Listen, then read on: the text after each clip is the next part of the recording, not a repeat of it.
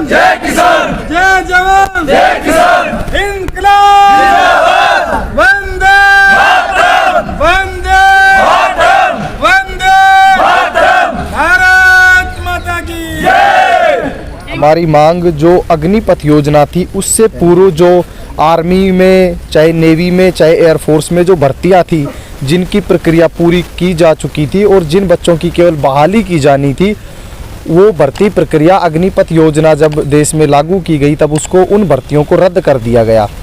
उसमें भारतीय वायुसेना के 7,000 ऐसे स्टूडेंट थे जिनकी केवल ज्वाइनिंग होनी थी, जिनकी लिखित परीक्षा, शारीरिक दक्षता परीक्षा और मेडिकल परीक्षा उनकी वो पास कर चुके थे और उनकी ज्वाइनिंग जुलाई 2021 में हो जानी थी। लेकिन उसके बाद प्रशासन के द्वारा यह बताया गया बार बार कि प्रशासनिक कारणों के चलते उनकी जो ज्वाइनिंग है उनमें देरी की जाती है और उनको ट्रेनिंग सेंटर्स पर कुछ दिनों के बाद भेज दिया जाएगा। लगभग ये सिलसिला 6 माह तक चला। बार बार यही कारण, प्रशासनिक कारण देकर उनको इंतज़ार करवाता रहा प्रशासन। उसके बाद दिसंबर में बच्चों ने ट्विटर कैंपेन किया लेकिन उसका भी कोई प्रभाव नहीं हुआ। उसके बाद सारे स्टूडेंट्स, चाहे वो आर्मी के थे चाहे एयरफोर्स के, वो दिल्ली आए और कुछ शिक्षकों के साथ केंद्रीय वायु सैनिक चयन बोर्ड पर पहुंचे। तब वहां से जो केंद्रीय वायु सैनिक चयन बोर्ड के कुछ अधिकारी थे उन्होंने आश्वासन दिया कि 1 से 1.5 माह के भीतर आपकी भर्ती प्रक्रिया पूरी करवा ली जाएगी। लेकिन जून 2022 में सरकार अग्निपथ योजना लेके आई और जो बच्चे लगभग 14-15 माह से अपनी ज्वाइनिंग का इंतजार कर रहे थे उन बच्चों को ये कह दिया गया कि अब भविष्य में जो भी भर्तियां होंगी वो सारी अग्निपथ योजना के तहत होंगी और जो बच्चे इंतजार कर रहे हैं, जो सब कुछ प्रक्रिया पास कर चुके हैं, उनकी भर्ती रद्द की जाती है। तत्पश्चात सभी छात्रों ने न्यायपालिका का रुख किया और उन्होंने दिल्ली हाईकोर्ट की शरण ली। हाईकोर्ट से केस हारने के बाद वो सुप्रीम कोर्ट तक भी पहुंचे लेकिन वहां से उन्हें कोई न्याय नहीं दिया गया।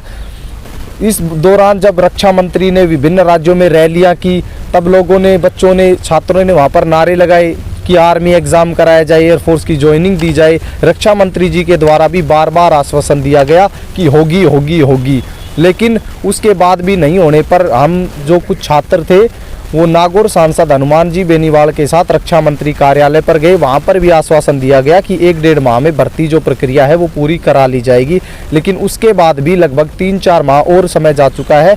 अग्निवीरों के 2 बैच ट्रेनिंग पर पहुंच चुके हैं और इन बच्चों का कोई भी मतलब ना तो इनकी ज्वाइनिंग है ना इनको, और लगभग 2 वर्ष इंतजार करने के बाद ये ओवर एज भी हो चुके हैं तो अभी ये अग्निवीर के तहत भी अप्लाई नहीं कर सकते। तो मेरी भारत सरकार से, हमारे आदरणीय प्रधानमंत्री श्री नरेंद्र मोदी जी से, रक्षा मंत्री राजनाथ सिंह जी से यही अपील है कि जो विद्यार्थी थल सेना में जिनका एग्ज़ाम पेंडिंग था उनका एग्ज़ाम कराया जाए, उनकी मेरिट लिस्ट जारी की जाए और उनकी बहाली की जाए।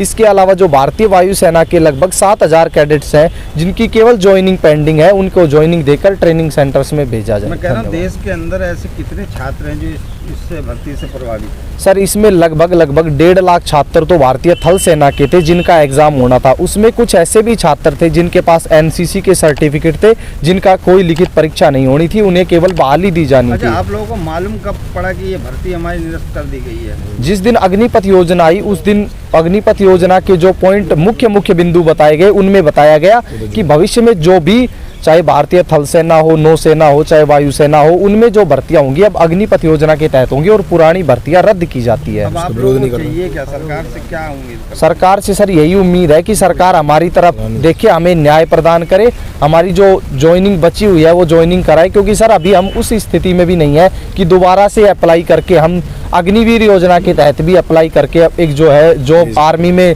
जाने का, वर्दी का सपना पूरा कर सके। सर ये बिल्कुल अन्याय है कि आप 2 वर्ष तक लगभग बिठा के रखते हैं बच्चों को, झूठे आश्वासन देते हैं। अगर इन्हें आश्वासन नहीं दिया जाता तो ये अर्धसैनिक बलों की तरफ, इंडियन कोस्ट गार्ड है, चाहे स्टेट पुलिस है, रेलवे है, एसएससी है, उसकी तरफ रुख करते। लेकिन इनका लगभग 1.5 वर्ष आज झूठे आश्वासन दे देकर भी खराब किया गया। क्या करें मोदी जी, जिससे आपको लगे कि हम लोग तकलीफ में हैं। मोदी जी, हमने 4 साल 5 साल मेहनत किया है।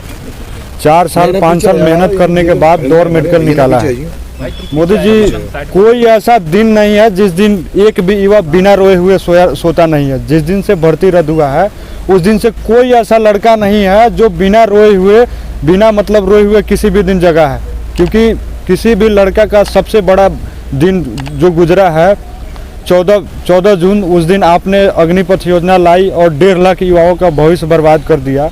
मोदी जी, मैं आपसे हाथ जोड़कर निवेदन करता हूँ, कैसे आपको बताओ कि हम लोग कितना तकलीफ़ में है, कितना इसके लिए हम लोग क्या क्या किया है। जहाँ नहीं जाना चाहिए वहाँ जाकर हम लोग गिड़गिड़ाए हैं। हर तरह से हम लोग मतलब कोशिश किए हैं कि किसी भी तरह हमारा एग्ज़ाम हो जाए, और आपसे भी हम अनुरोध करते हैं कि कम से कम जो हमारा पेंडिंग भर्ती है उसे पूरी करें, क्योंकि इसमें 1.5 लाख युवा के साथ साथ उनके माता पिता, उनके फैमिली का, हर किसी का मतलब समझिए कि जुड़ा हुआ है। हर तरह से हम लोग मेहनत कर रहे हैं, हर तरह से हर जगह जाकर अपना गुहार लगा रहे हैं। मंत्र पे 3 दिनों से बैठे हुए हैं, सरकार की तरफ से कोई डेलीगेशन आया आप लोगों से बातचीत? कोई सुनवाई अभी तक नहीं हुआ है। उनके पास, सरकार के पास लगभग रक्षा मंत्रालय भी हमारा मतलब विज्ञापन जा चुका है, अभी तक कोई मतलब उधर से सफल न्याय नहीं मिल पाया। आप लोगों की मांगे नहीं मानी जाती, आप लोग 3 दिनों से बैठे हुए हैं, ज्ञापन भी देंगे, तो अगली क्या प्रक्रिया होगी? मतलब हम लोग अपना राष्ट्रपति के पास, राष्ट्रपति द्रौपदी मुर्मू जी के पास हम लोग अपना ज्ञापन सौंपेंगे, और उसमें ये रहेगा कि हम सभी युवा जो भी हैं इच्छा मृत्यु का उनसे मांग करेंगे, क्योंकि हम लोग अब वैसे भी मतलब अधमरा बना दिया है इन लोगों ने, क्योंकि मतलब जिंदा लाश हैं। हम जितने भी युवा यहाँ पे खड़े हैं सभी जिंदा लाश पड़े हैं, और हमें मतलब किसी भी मतलब लड़का का, किसी भी युवा का ज़िंदगी का सबसे मतलब मेन होता है रोजगार। अगर वो रोजगार ही नहीं रहेगा तो क्या फायदा उसको जीने का। अच्छा, आप लोगों को समाज से ताने भी मिलते होंगे, घर वालों से भी? जी सर, बिल्कुल, हर जगह से मिलते हैं सर। हर जगह गांव में बार बार ये लोग कहते हैं कि जैसे पड़ोसी हैं चाहे रिश्तेदार हैं, वो कहते हैं कि कोई भर्ती नहीं हुई थी, इनकी कोई ज्वाइनिंग नहीं थी, इन्होंने पागल बनाया। अब सर बच्चे घर से बाहर निकलते हुए भी कतराते हैं, क्योंकि सर गांव में तो अक्सर ये होता है कि जब बच्चा फौज में लग जाता है तो उसको घर से बाहर भी बहुत कम निकलने दिया जाता है, क्योंकि फौज में जाने के लिए मेंटली और फिजिकली प्रिपेयर रहना पड़ता है। तो एक्सीडेंट वगैरह या कोई लड़ाई झगड़े के कारण FIR हो, ऐसे उनसे बचने के लिए माता पिता बच्चों को बाहर भी नहीं जाने देते। उसके बाद जब उनकी ज्वाइनिंग रद्द हो जाती है तो गांव देहात में सर उनका एक तरीके से मजाक ही बनाया जाता है, इससे उनका मेंटली जो सिचुएशन है सर वो भी बिगड़ती है। आप लोग जो है क्या नाम, देखो हरियाणा, उत्तर प्रदेश, बिहार उससे आते हैं, आप लोगों के नज़दीकी कोई पार्लियामेंट मेंबर हो, ये सेशन भी चालू होने वाला 4 तारीख को, अगर उनसे आप रिक्वेस्ट करें, अपना ज्ञापन दें, अपनी मजबूरी बताएं, तो हो सकता है 4 तारीख में इस पार्लियामेंट में आप लोगों की आवाज़ कोई उठाए। जी सर, देखिए हमने जो नागौर सांसद है हनुमान बेनीवाल जी, उनको एक बार उनसे हमने संपर्क किया था, उन्होंने हमारी आवाज़ भी उठाई पार्लियामेंट के अंदर, लेकिन सर उसका कोई विशेष प्रभाव पड़ा नहीं थे। हमने अंतिम विकल्प जो है धरना प्रदर्शन, जो सारे दरवाजे सर बंद हो गए, तो ये अंतिम विकल्प चुना है सर हमने। नहीं, कोशिश में देखो जीत होती है, कोशिश करते रहिए आप लोग। अगली 2 साल से तो सर हम लोग कोशिश ही कर रहे हैं, हर जगह जाकर विज्ञापन भी लगभग सभी सांसदों के पास यहाँ विज्ञापन भी हमने दिया, हर तरह से अपनी लगभग समझिए कि सर 6 से 7 महीना केवल मतलब सांसदों लोगों के चक्कर में पड़ के अपना समय बर्बाद किया, फिर भी वहाँ से कोई सुनवाई नहीं हुआ। और कोर्ट का भी दरवाज़ा खटखटाया, लेकिन वहाँ भी अग्निपथ योजना के नाम देकर हमारा पेंडिंग को दबा दिया गया। मतलब मीडिया से क्या बोला गया, मतलब वहाँ अग्निपथ योजना हमारा पेंडिंग का चर्चा ही नहीं हुआ, वहाँ पे पेंडिंग भर्ती का चर्चा ही नहीं किया गया। वहाँ रिजेक्ट क्यों किया गया वहाँ से केस? रिजेक्ट वहाँ अग्निपथ योजना को मतलब अग्निपथ योजना लाकर उसे मेन रख के रिजेक्ट किया गया, हमारा पेंडिंग का चर्चा भी वहाँ नहीं किया। मैंने सुना कि सेंसिटिव मामला बताया देश के लिए, ये सुरक्षा का मामला, सुरक्षा का मामला, तो उसमें पेंडिंग उससे संबंधित है ही नहीं, अग्निपथ से इसका कोई लेना देना है ही नहीं। हमारा पहले हो चुका था और जानबूझकर मतलब इसे दबाया गया। और सर जब न्यायपालिका की बात करें तो सर जो न्यायपालिका से जो निर्णय आया उसमें सर एक लाइन PDF में नीचे ये थी कि केवल भर्ती में भाग लेने मात्र से आपको ये अधिकार नहीं दिया जाता है कि आपकी ज्वाइनिंग दी जाए। सर भर्ती में भाग लेना तो अगर मान लो हमारा फॉर्म अप्लाई करके भी अगर निरस्त कर दिया जाता तो भी सर हम मान लेते,